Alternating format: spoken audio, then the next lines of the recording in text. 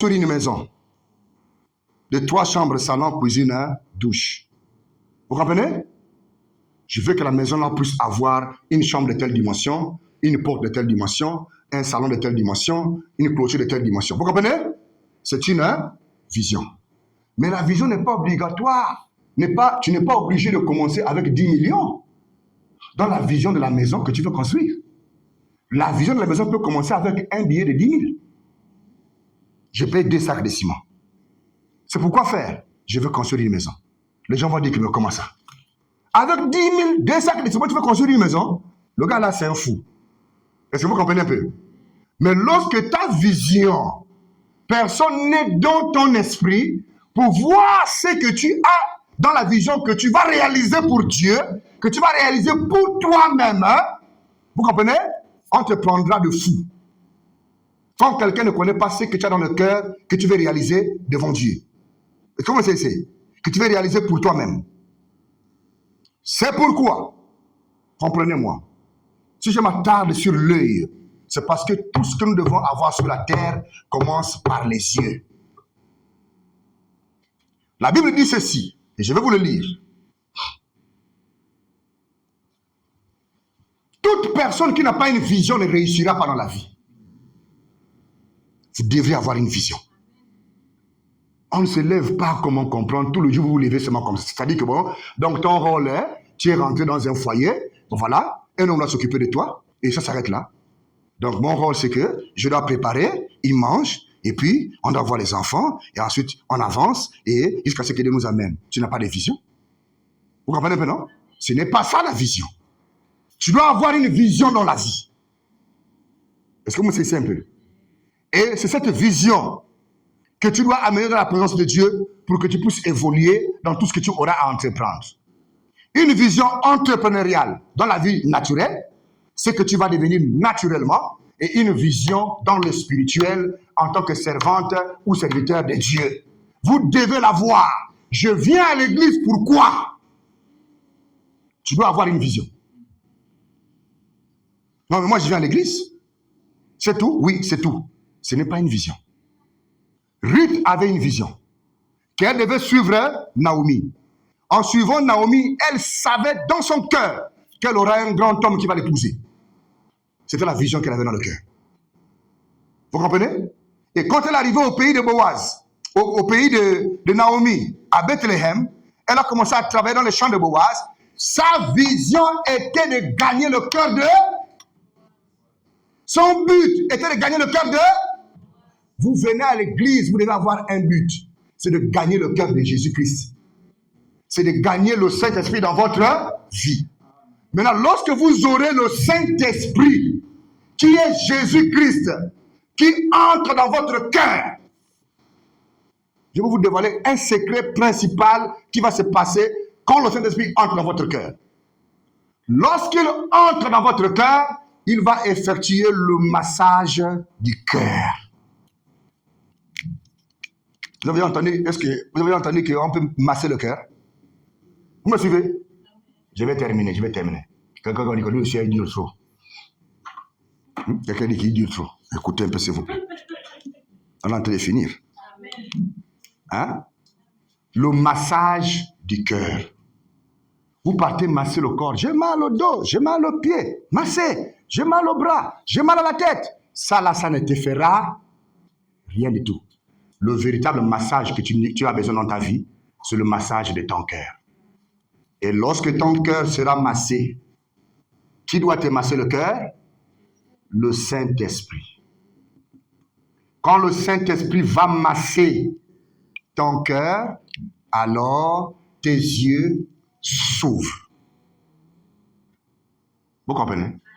Aussi longtemps que le Saint-Esprit n'a pas encore massé ton cœur, tes yeux sont fermés. Tu ne pourras pas voir les anges. Tu ne pourras pas voir Dieu agir. Tu ne pourras pas voir Dieu marcher.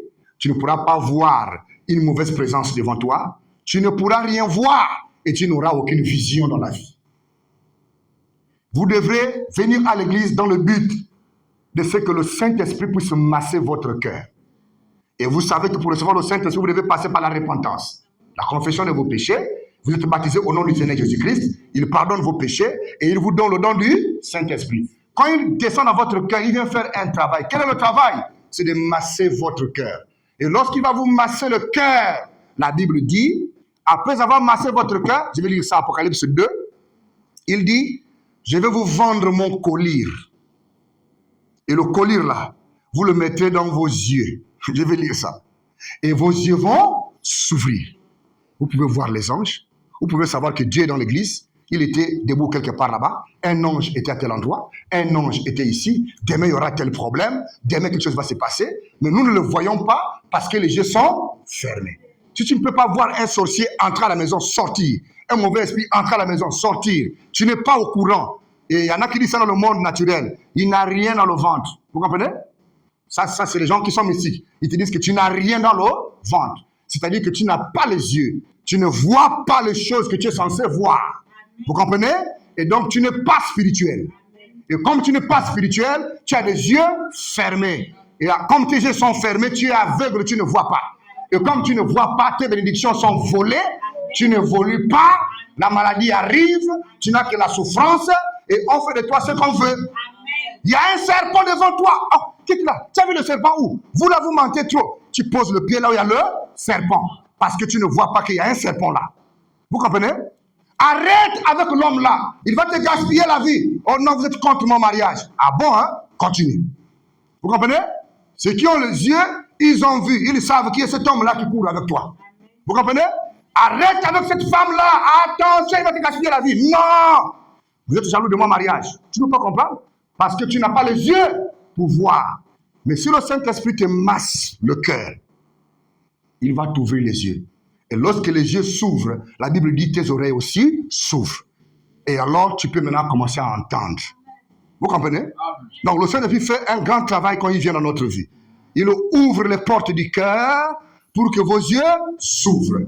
Et lorsque vos yeux s'ouvrent, la Bible dit vous regarderez la bonté de l'Éternel. C'est pourquoi quand Abraham a regardé le ciel, il a vu Israël même d'aujourd'hui. Il a vu ce que devait devenir Israël aujourd'hui. Il a vu ce que Jacob devait être. Il a vu ce que Isaac devait être. Il a vu ce que Jacob et Joseph devaient être. Il a vu l'avenir. Il a vu la seconde venue du Seigneur Jésus. Il a vu l'enlèvement. Il a vu l'éternité. Quand Dieu l'a dit, lève les yeux et regarde. Vous comprenez?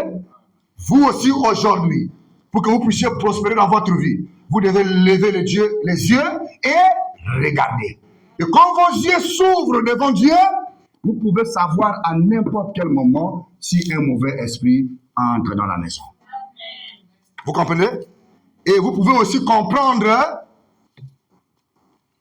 les bontés de Dieu quand Dieu aussi vient dans votre vie. Est-ce que vous comprenez? Et la seule action que vous devrez accomplir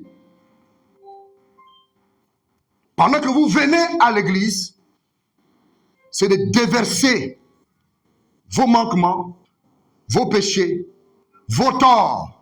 Dire à Dieu que nous ne sommes rien, c'est toi qui es plus grand que nous. Pardonne nos torts, pardonne nos péchés, pardonne nos infirmités. La seule chose qui le rend petit pour que le jugement ne tombe pas sur vous, c'est lorsque vous passez par le chemin de la repentance. Et lorsque vous vous repentez, qu'est-ce que Dieu fait? Il fait venir le Saint-Esprit en vous. Et quand le Saint-Esprit descend dans vos vies, il masse votre cœur. Lorsque votre cœur est massé, vos yeux spirituels s'ouvrent. Alors vous pouvez tout voir. Et lorsque vos yeux spirituels s'ouvrent, vos oreilles spirituelles s'ouvrent. Et lorsque votre oreille spirituelle s'ouvre, vous pouvez entendre les réunions qui se passent dans le royaume de Dieu, comment il descendra, comment il bénira, comment est-ce que Dieu fera de grands progrès dans votre vie, et quand il va t'appeler, tu vas entendre. Est-ce que vous comprenez? Et quand il te dira, mais c'est telle chose, tu le feras parce que tu as entendu ce que Dieu t'a dit. Et tu as vu ce que Dieu aussi a fait. Est-ce que vous comprenez? Donc, vous fermerez les portes de votre cœur que par la prière et la lecture de la parole. Et les autres portes de la vie qui vous attaquent dans les rêves et dans les songes, vous verrez l'ennemi quand il viendra vers vous. Est-ce que vous me saisissez? C'est pourquoi Géasi, serviteur d'Élie, ne savait pas qu'il y avait des anges qui étaient autour de lui. qu'il y avait des chevaux de feu qui étaient autour de lui, parce que son cœur n'avait pas été massé par le Saint-Esprit. Alors Élie a dit ceci, Seigneur, ouvre les yeux pour qu'il la voie.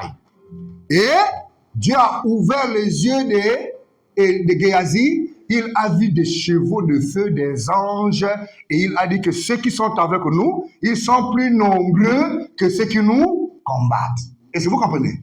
Pour que tu saches que Dieu a mis plus de 50 cohortes d'anges autour de toi pour te protéger matin, midi, soir. Afin que tu le saches, il faut que Dieu t'ouvre les yeux. Afin que tu le saches, il faut que Dieu t'ouvre les oreilles. Mais pour que tes oreilles s'ouvrent, il faut que le Saint-Esprit vienne dans ton cœur. Mais pour que le Saint-Esprit vienne dans ton cœur, tu dois te repentir en passant par les eaux du baptême pour recevoir le pardon de tes péchés. Et alors Dieu va commencer à traiter avec toi. Si tu n'as jamais eu cette expérience dans ta vie, si tu n'es jamais passé par là, tu n'as jamais entendu la voix de Dieu, tu n'as jamais vu Dieu, il te sera difficile d'avancer de gloire en gloire et il te sera difficile de prospérer dans la vie. David a dit ceci. Je termine par là. David a dit ceci. J'ai constamment l'Éternel à mes yeux, de peur que je puisse pécher contre lui. Vous comprenez? Donc, David, chaque jour, quand il marchait, il voyait Dieu. Vous comprenez? Il voyait Dieu partout où il passait. David voyait Dieu. Et quand il voyait Dieu, il ne pouvait plus pécher contre eux. Mais c'est. Vous êtes là? Bon, regardez, le pasteur est là.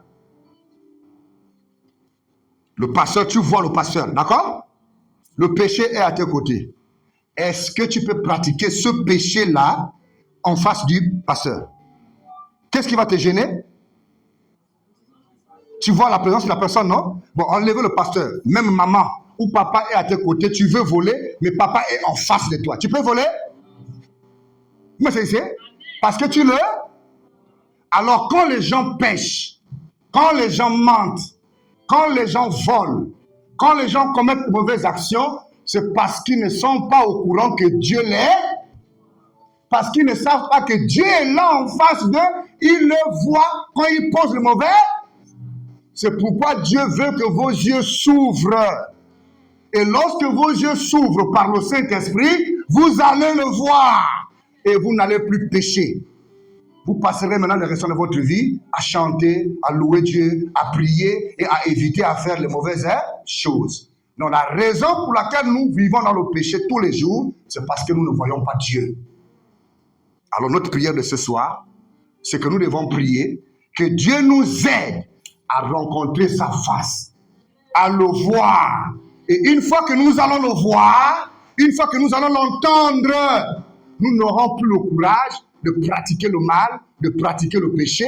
Et c'est alors que dès ce moment que la crainte de Dieu entre en nous, il nous bénira et on avancera de gloire en gloire et de prospérité en prospérité.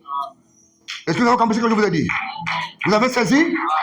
Voilà l'importance que Dieu vous ouvre les yeux pour que vous puissiez voir, que Dieu vous ouvre les oreilles pour que vous puissiez entendre sa parole.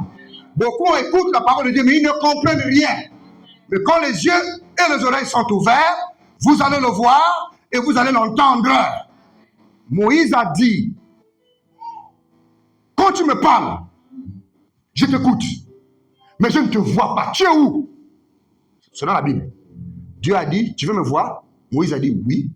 Il dit, personne ne peut me voir, puis vivre. Mais je vais passer tout près du rocher.